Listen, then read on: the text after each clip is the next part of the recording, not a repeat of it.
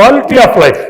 నా ఉద్దేశం ఏంటంటే క్వాలిటీ ఆఫ్ లైఫ్. 62 సంవత్సరాలు ఉంటాం, అక్కడి నుంచి ఒక 10 ఏళ్ళ పాటు నువ్వు ఎక్కడికి కావాలని వెళ్ళగలుగుతావు, మేమున్న పరిస్థితుల్లో ఎక్కడైనా నుంచోగలుగుతావు, కూర్చోగలుగుతావు. ఆ తర్వాత ఆరోగ్యాలు పరిస్థితులు నీకు అనుకూలించు. అందుకని నా నెక్స్ట్ ఇది దాంట్లో గడపాలి. వాటన్నిటిని ప్రణాళికలు ఉన్నాయి, నాకు ఇది ఉన్నాయి, వాళ్ళతో నాకు యాక్సెసిబిలిటీలు అన్ని టీమ్స్ అన్ని ఉన్నాయి నా దగ్గర.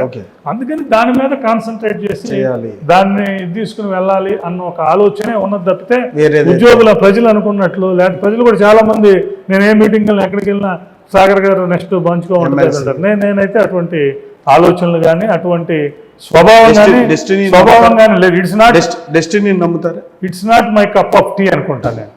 అది డెస్టినీని నేను పెద్దగా నేను చెప్పే కదా ఫస్ట్ నుంచి నేను కొంత లెఫ్ట్ ఓరియంటెడ్ ఉంటాం మేము. డెస్టినీని ఇటువంటివన్నీ ఏది ఉండదు.